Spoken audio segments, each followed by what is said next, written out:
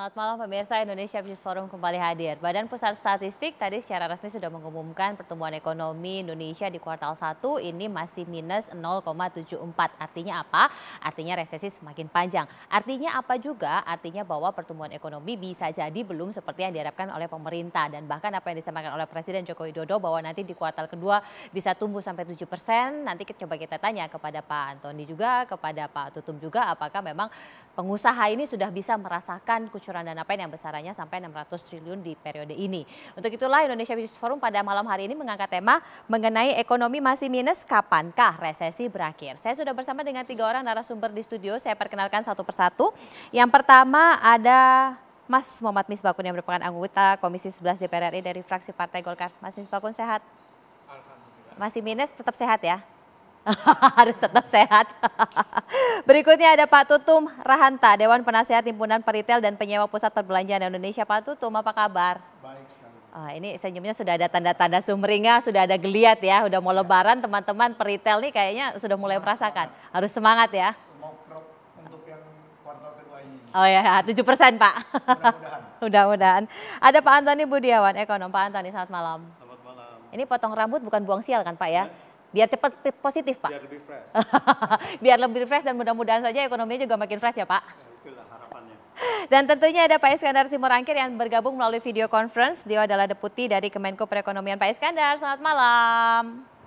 Selamat malam Mbak Mano, selamat malam Pak Misbakun, Pak Antoni dan Pak Tutu. Pak Iskandar sehat ya? Sehat selalu. Ini kayaknya tiap hari pagi sampai tengah malam kayak kurang istirahat untuk terus bisa mempertahankan kondisi perekonomian Indonesia nih Pak Iskandar nih. Betul, 24 jam kita kerja nih. Untuk Pak Tutu nih sebenarnya. kita langsung ke Pak Tutum aja nih karena sudah di-mention ya. Pak, sudah mulai berasa ada geliatnya ya. Memang dari minus 2 ke minus 0,7 lumayan lah ya. Pengusaha sudah merasakan? Ya, saya kira ini kalau kita bandingkan kuartal 1 dengan tahun lalu pasti. Karena tahun lalu kuartal 1 masih berjalan normal masih positif, sebetulnya. belum ada pandemi ketika Betul. itu. Walaupun diumumkan Bapak Presiden itu tanggal 2 Maret. Tapi proses menjelang PSBB-nya itu perlu makan waktu 2-3 minggu saat itu. Apalagi ada panik buying dan segala hal lah. Drama-dramanya ketika itu ya. Jadi secara kuartal 1 tahun lalu sebetulnya hampir normal omset di teman-teman pelaku usaha retail. Nah, kuartal tahun ini kan masih ke bawah-bawah nih. Ya. Tetapi mulai pergerakan mulai naik terus. Karena vaksin dijalankan, semua banyak faktor positif yang dijalankan lah. Insentif-insentif juga dijalankan oleh pemerintah. Nah, kalau ditanya kuartal kedua, ini ada seasonal yang kita sebut hari besar keagamaan yaitu Idul Fitri. Ini momen yang sangat ditunggu-tunggu sebetulnya oleh teman-teman pelaku usaha sektor konsumsi dan rumah tangga, retail terutama. Kalau kita lihat lagi sebetulnya momen ini pun sedikit keganjel, yaitu larangan mudik. Kalau tidak ada larangan mudik, saya kira ini udah melesat cukup kencang. Nah, kalau ditanya berapa besar, saya kira perbandingan kita dengan tahun lalu kuartal kedua. Kuartal kedua minus 5,32. Udah drop di bawah sekali tuh kalau kita lihat grafiknya begini. Nah sekarang kan ini grafik kita udah di sini. Udah mulai naik. Nah saya kira optimisme 7% oleh Bapak Presiden, saya kira tidak ada yang tidak mungkin. Karena sekarang aja udah, apalagi dibandingkan kuartal yang saat ini kita lagi sibuk-sibuknya lah. Semua teman-teman pelaku usaha sektor retail ini. Jadi saya kira sekali lagi kami sangat optimis karena vaksin juga saya kira sangat positif. Yang memang kita harus jaga betul-betul karena kita pun ikut menerima dampak dari efek larangan mudik ini. Tetapi biarlah itu berproses. Tetapi sekali lagi kalau kesehatan ini dapat trennya kita lihat tidak meningkat setelah seasonal lebaran ini, saya kira udah. Ini benar-benar yang harus dijaga ya Pak ya supaya tidak terjadi seperti negara-negara. Jadi pengorbanan ini ada manfaatnya, saya kira itu. Jangan sampai nanti seperti yang terjadi di negara tetangga yang justru malah gelombangnya Betul. semakin tinggi dan pemerintah makin pusing Betul. untuk Apalagi bisa kemarin tanggal mengendalikannya. 3 Bapak Presiden mulai ke pusat belanja dan Tamrin City dan Grand Indonesia untuk melihat vaksin langsung terhadap para pekerja di sektor pelayan toko. Nah ini membawa efek psikologi. Karena masyarakat ini sekarang sebetulnya pegang uang loh, bukan tidak pegang uang. Iya. Hanya satu mungkin ketakutan karena protokol kesehatan di pusat belanja ataupun pasar yang mereka akan kunjungin. Yang kedua, mereka juga memang ada sebagian aktivitas masyarakat yang terhenti. Iya, iya. Ya pesta-pesta nggak ada, rapat-rapat juga virtual. Jadi biasa yang orang beli baju batik seperti Pak Misbakun mungkin jarang Pak. Sepatu biasa setahun bisa 2-3 kali, sekarang Iya. jarang. Saya Sekarang kira yang paling sering nggak laku adalah celananya, karena di bawah Iya. udah pakai celana pendek, nggak bukan Pak kelihatan yang Misbakun dari tidak mau bagian beli. atas. Jadi kadang-kadang aktivitasnya yang Iya, sebagian iya, terhenti. Saya kira itu. Mas Misbah, ini Mas Misbah kan tentu teman-teman ini punya catatan khusus Komisi 11 terus memantau pertumbuhan ekonomi dan kucuran dana kan harapannya tidak mubazir begitu saja kan Mas Misbah.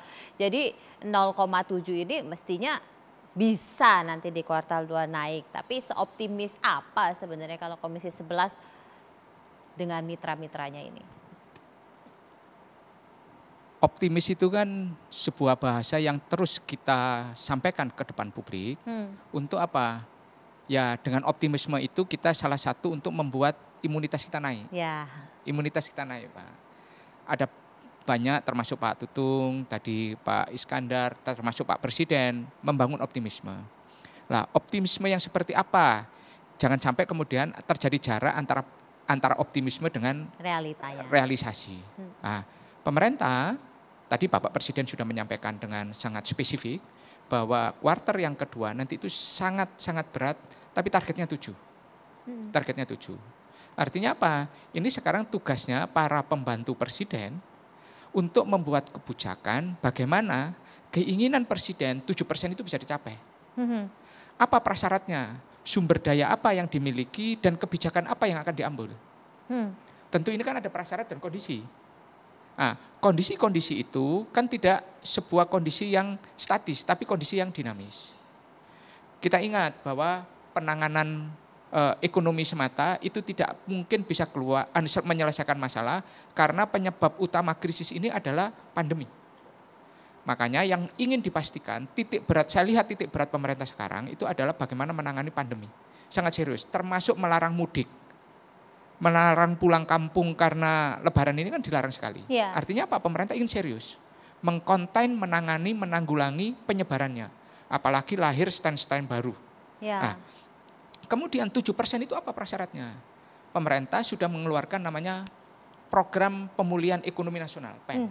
Program Pemulihan Nasional Ekonomi Nasional ini ada di dalam postur APBN kita, berupa insentif korporasi, insentif usaha, belanja KL dan daerah, kemudian ada belanja sosial, bantuan sosial, kemudian ada bantuan kesehatan, dan kemudian ada insentif-insentif yang lain yang diberikan oleh pemerintah. Nah, sekarang tinggal kita pastikan untuk keluar dari zona negatif ini. Kita pernah minus sampai 5,32, kemudian 3,49, 2,19, sekarang 0,74, menuju ke arah pendangkalan. Tetapi harus kita hati-hati. Hati-hatinya pertama, itu kan year on years. Q to Q, ya kan quarter to quarternya kita justru mengalami negatif yang lebih dalam. Agak lebih dalam. Dari negatif 0,42 menjadi negatif 0,96. Angka negatifnya menjadi membesar. Nah ini juga menjadi menjadi sebuah detail yang harus didalami. Kenapa Q2Q-nya itu menjadi masalah? Harus diingat bahwa driver penghelah utama pertumbuhan ekonomi kita itu kan adalah konsumsi rumah tangga dan PMTB, pembentukan modal tetap bruto. Konsumsi rumah tangga itu artinya menjadi indikasi bagi kita semua bahwa domestik ekonomi kita, ya kan, itu menjadi sangat penting. Dan struktur ekonomi kita masih sangat tradisional. Tergantung kepada belanja rumah tangga. Ini kan sudah digenjot tapi di kuartal 1, Mas. Tapi ingat, di dalam kuartal ini pemerintah mohon maaf, dalam kuartal ini kita masih mengalami kontraksi negatif 2,23 di konsumsi rumah tangga. Bagaimana kemudian pandemi ini yang memberikan tekanan dari sisi supply side dan demand side, itu kemudian demand side-nya diperbaiki. Pemerintah sudah menurunkan, membebaskan malahan PPNBM untuk pajak penjualan ya, pajak penjualan barang mewah untuk kendaraan bermotor 1.500 sampai 2.500 cc dan properti. Ada periodisasinya. Ah, ini kan paling tidak menjadi salah satu indikator pengungkit terhadap pertumbuhan ekonomi kita. Apakah kemudian insentif, stimulus itu terus berkelanjutan dan berkesinambungan sehingga apa? Faktor pengungkitnya itu tidak mengalami jeda. Yang paling utama ya kembali kepada programnya pemerintah menangani pandeminya itu sendiri. Bapak Presiden sangat serius sekali. Bagaimana vaksin itu bisa berjalan dengan baik dan Indonesia termasuk negara yang perolehan vaksinasinya itu sudah mencapai 10 besar lah. Walaupun kita bukan yang tertinggi tapi kita menunjukkan keseriusan kepada dunia. Soal apa? Bahwa Indonesia memberikan titik berat pada penanganan pandeminya. Yaitu vaksinasi. Harapan pemerintah dengan vaksinasi nanti terbentuk kelompok masyarakat yang mempunyai herd immunity. Dengan herd immunity ini nanti akan menjadi terbuka sosialisasi masyarakat. Itu yang utama. Nah, berikutnya kalau kita ingin perjelas lagi, apa kondisi-kondisi yang masih harus diperbaiki? Yaitu pertama, PMBT kita, pembentukan modal tetap bruto kita. Ini yang harus, karena ini adalah investasi impor barang modal dan investasi pembentukan barang modal yang nilainya lebih dari setahun. Dan ini salah satu pembentuk yang kuat terhadap pertumbuhan. Kita tahu 57% dari komponen pertumbuhan kita dari konsumsi rumah tangga, kemudian PMBT, terus kemudian adalah eksim, ekspor impor kita. Dan ternyata ekspor impor kita walaupun walaupun dalam situasi perdagangan dunia masih belum normal, kita sudah menunjukkan indikasi perbaikan ekspor impor kita yang sudah surplus. Artinya apa? Current account deficit kita, transaksi berjalan kita, dan neraca pembayaran kita kan dalam menunjukkan indikasi kenaikan menuju arah positif yang selama ini belum pernah kita dapatkan. Nah ini yang salah satu menjadi indikator. Kemudian berikutnya adalah sebuah optimisme apalagi yang harus kita narasikan di kuartal yang kedua. Nah, ini harus dinarasikan. Kita tidak boleh kemudian mempunyai narasi perbaikan ekonomi yang tidak kontinu. Stimulus insentifnya kontinu, narasi besarnya itu harus tetap berkesinambungan. Apa itu? Saya berharap Undang-Undang Cipta Kerja ini menjadi salah satu penghela lanjutan.